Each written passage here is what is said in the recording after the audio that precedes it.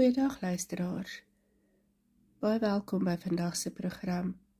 My tema vir vandag is, ek gaan om vir julle 'n plek te berei. En die hoofskrifgedeeltes kom uit Johannes 14 uit. Ek wil begin om vir ons 'n beeld of 'n prentjie te skets. Een van ons steltenis. Jesus is saam met sy disippels in die bofortrek. Die nagmaal is ingestel. Jesus het sy disippels se voete gewas. Maar dan kondig hy aan, een van julle gaan my verraai. En hy sê vir Petrus, jy gaan my verloon. En die atmosfeer is swaar. Die disippels is verward, hulle is bang, ontsteld. En dan kom Jesus se volgende woorde. Laat julle harte nie ontsteld wees nie. Glo in God, glo ook in my. In die huis van my Vader is daar baie woonplek. Ek gaan om vir julle 'n plek voor te berei. Johannes 14, vers 1 en 2. Jesus se afskeid is nie 'n verlies nie. Dis 'n voorbereiding. Hy het nie weggegaan om ons te verlaat nie, maar om vir ons 'n plek voor te berei in die Vaderhuis. Jesus het 'n beeld gebruik wat die Jode sou verstaan, die Vaderhuis. In die Joodse kultuur het 'n seun na sy verloving teruggegaan na sy vader se huis en dan het hy 'n plek vir sy bruid voorberei. En wanneer die plek gereed was, dan het hy haar gaan haal. Johannes 14 vers 2 en 3 sê, ek gaan om vir julle 'n plek voor te berei. En as ek gegaan en vir julle 'n plek voorberei het, kom ek weer en sal julle na my toe neem. Hierdie is nie sommer 'n vaal belofte nie. Dis 'n konkrete, 'n liefdevolle voorbereiding. Jesus is ons bruidegom en ons is sy bruid. Die hemel is nie 'n droom nie, dit is 'n bestemming. Hebreërs 9 vers 24 sê, Christus het nie ingegaan in 'n heiligdom wat met hande gemaak is nie, maar in die hemel self, om nou vir ons voor die aangesig van God te verskyn. Maar wat beteken dit, dat Jesus vir ons 'n plek gaan voorberei? Was die hemel nie dan nog altyd daar nie? Ja, die hemel bestaan, nog altyd, maar ons toegang daartoe was versper. Ons sonde het 'n skeiding gebring, en Jesus moes die pad oopmaak, nie met bakstene nie, maar met sy bloed. Romeine 5 vers 1 en 2 sê, omdat ons dan uit die geloof geregverdig is, het ons vrede met God, deur wie ons ook toegang verkry het tot hierdie genade. Jesus berei vir ons plek deur eerstens sy kruisiging. Hy versoen ons met God deur die uitwissing van ons sonde. Sy opstanding het die dood oorwin. En deur sy hemelvaart tree hy nou vir ons in by die Vader. 1 Johannes 2 vers 1 sê, as iemand gesondig het, het ons 'n voorspraak by die Vader. Jesus Christus, die regverdige. Jesus het gegaan, nie om sommer net vir ons enige plek voor te berei nie. Hy het vir ons elkeen 'n unieke en persoonlike plekkie voorberei. Johannes 14 vers 2 sê, in die huis van my Vader is daar baie woonplek. Daar is nie sommer net een kamer vir almal nie.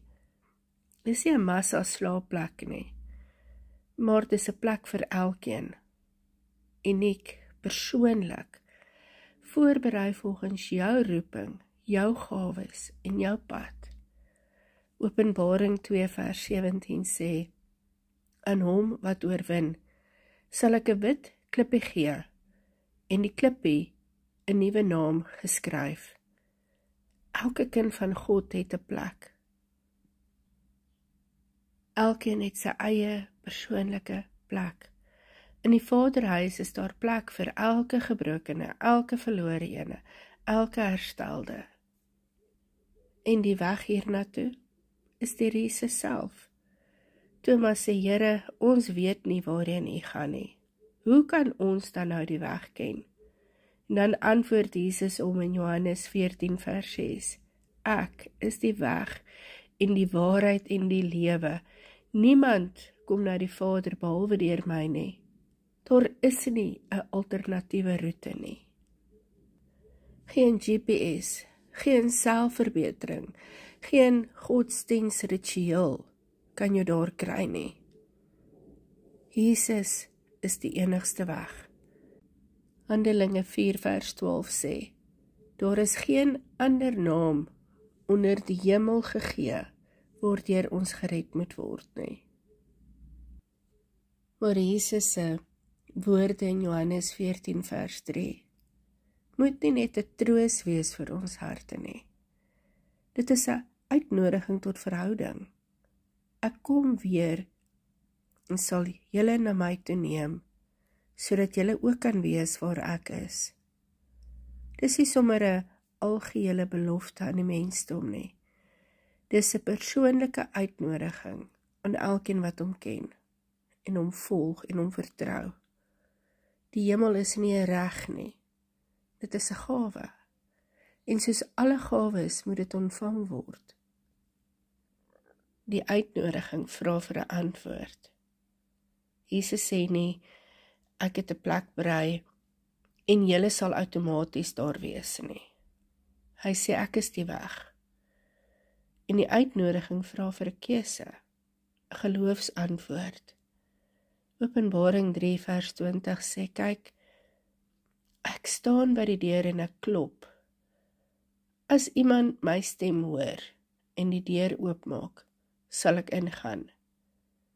Die Vaderhuis is gereed en die tafel is gedek, maar die deur van jou hart moet eers oopgemaak word. Die uitgenodiging is vir al die gebrokenes.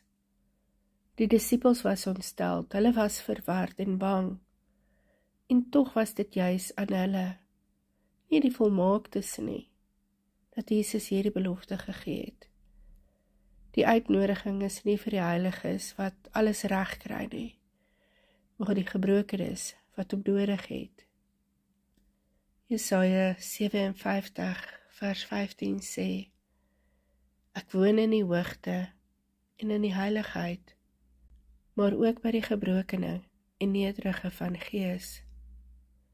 Die Vaderhuis het plek vir die een wat geval het, die een wat soek, die een wat roep. Die uitnodiging is vir vandag. Jesus sê nie eendag sal ek jou roep nie. Hy sê laat julle harte nie ontsteld wees nie. Die uitnodiging begin nou, om in hom te glo en hom te volg en hom te vertrou. 2 Korintiërs 6 vers 2 sê, nou is die tyd van genade. Nou is die dag van redding. Elke dag is 'n uitnodiging om nader te kom, om die weg te volg, om die plek te ontvang wat hy voorberei het. Die uitnodiging is vir deelname. Die Vaderhuis is nie 'n eindbestemming nie. Dit is 'n leefstyl. Ons word uitgenooi om nou al deel te wees van die familie van God. Om die karakter van die huis te weerspieël. Liefde, gasvryheid en heiligheid. Efesiërs 2 vers 16 sê, julle is nie meer vreemdelinge en bywoners nie, maar medeburgers van die heiliges en huisgenote van God. Om die uitnodiging te aanvaar, is om nou al te begin leef as 'n kind van die huis, met hoop, met heiligheid en verwagting. Jesus maak dan ook die uitnodiging persoonlik. Hy sê nie ek kom om mense te kom haal nie. Hy sê ek kom om julle te kom haal. Die uitnodiging het 'n naam op, jou naam. Dis nie 'n massaproduksie nie, dit is 'n liefdesbrief. Jesaja 43 vers 1 sê, ek het jou by jou naam geroep, jy is myne. Die plek wat hy voorberei het is nie generies nie. Dit is gevorm volgens jou roeping, jou seisoen, jou storie. Die uitnodiging is nie net om te glo nie. Dit is om te kom leef as 'n kind van die huis. Maar die uitnodiging is ook dringend. Die Vaderhuis is gereed. Die weg is oop, maar die tyd is kort. Die uitnodiging is nie vir eendag nie, dit is vir nou. Hebreërs 3 vers 15 sê, vandag as julle my stem hoor, moet julle nie julle harte verhard nie. Elke dag is 'n genadedag. Elke asem is 'n kans om te antwoord. Die uitnodiging is nie net 'n troos vir die wat sterf nie. Dit is 'n roep vir die wat lewe. Die uitnodiging is om ons te transformeer. Om hierdie uitnodiging te aanvaar, is nie net om hemel toe te gaan nie. Dit is om te begin leef soos iemand wat daar hoort. Die Vaderhuis het 'n kultuur. En daardie kultuur is liefde en heiligheid en gasvryheid. En ons word uitgenooi om daardie kultuur hier reeds uit te lewe. Waar jy nou in jou huis is, in jou gemeente is, in jou gemeenskap is. Kolossense 3 vers 1 tot 2 sê, soek die dinge daarbo, rig julle gedagtes op, die dinge wat daarbo, nie op die dinge van die aarde nie. Die uitnodiging moet ons prioriteite verander. Dit maak van ons pelgrims en nie toeriste nie. Bouers van 'n huis en nie net besoekers nie. En dan weer eens, is hierdie uitnodiging vir almal, maar dit is nie outomaties nie. Ja, in die huis van my Vader is daar baie woonplek, baie. Maar nie vir diegene wat die weg verwerp nie. Die uitnodiging is wyd, maar die deur is smal. Die weg is Jesus Christus alleen. Gaan deur die noupoort. Die pad wat na die hemel lei is smal, en min is die wat dit sal vind. Matteus 7 vers 13-14. Hierdie uitnodiging is nie eksklusief nie, maar dit is spesifiek. En dit vra 'n antwoord van oorgawe en geloof. En wanneer ons lewe in oorgawe vir God gee, en lewe as kind van God, dan is daar vir ons 'n vooruitsig. En wat ons dan kan verwag eendag in die hemel is, daardie volle teenwoordigheid van God. Die grootste belofte van die hemel is nie daardie plek wat voorberei word nie, maar die persoon God self.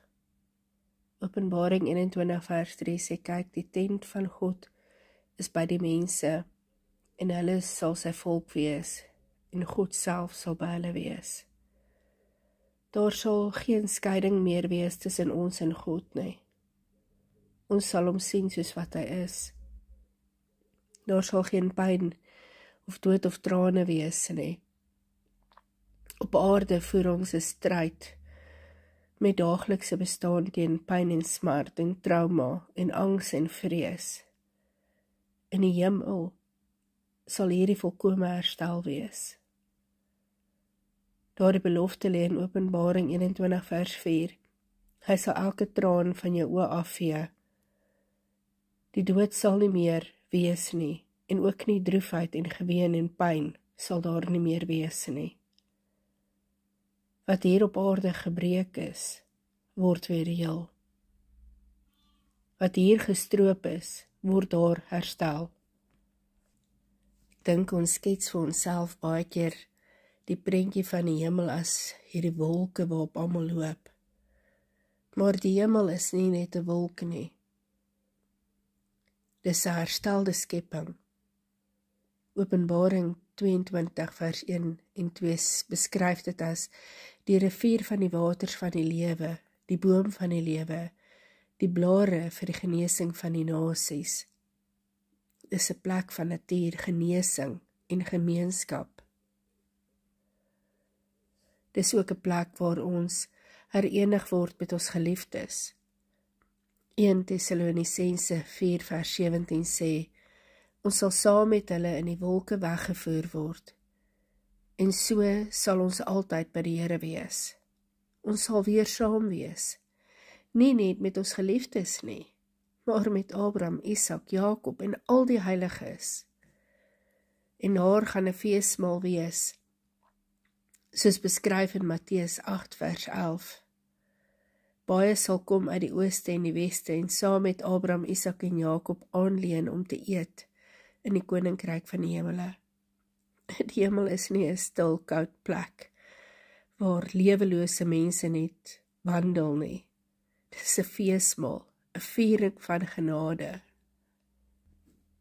Ons sal aanbid en werk en leef met betekenis. Ons sal nie verveeld wees nie, ons sal vervuld wees. En al ons vrees en ons sekerheid oor die toekoms sal uitgewis wees. Sal ewige sekuriteit en rus hê. 2 Korintiërs 5 vers 1 sê, ons het 'n gebou van God, 'n huis nie met hande gemaak nie, ewig in die hemele. Daar is geen verval, geen verlies, geen einde, net rus en sekuriteit. Wat ons egter moet weet, is dat soveel soos wat ons kan uitsien, om eendag in hierdie rus in te gaan, soos wat ons kan uitsien om eendag in die teenwoordigheid van God in te gaan in die hemel. Net so jy reeds nou hier op aarde, vir ons daardie rus, gee reeds nou op aarde vir ons sy teenwoordigheid, deur sy Heilige Gees wat in ons woon. En ons het vandag reeds die keuse of ons nou al in sy rus en in sy vrede wil lewe, deur sy Heilige Gees toe te laat en in te nooi om in ons te kom woon. Om daagliks op te staan en te sê, Here, lei my. Heilige Gees, ek het U nodig. Heilige Gees, gee vandag vir my, wys vir my vandag die weg, sodat ek kan vrede hê in dit wat ek doen. Ons word so maklik ontsteld en omvergegooi deur dit wat ons sê en besluite wat ons neem. Omdat ons dink ons het nodig om dit uit onsself uit te doen. Probeer vandag en môre en hierdie week en in die toekoms, in die oggend te sê, Heilige Gees, ek gee ten volle oor aan U. Lei my in die ewige weg en vind dan rus in die besluite wat jy neem en die wete dat dit deur Heilige Gees geïnspireerd is. Maak vandag jou hart oop en sê, Here, kom verander my en kom verander my lewe, sodat ek rus kan kry by U. Ek sluit vir ons af met gebed.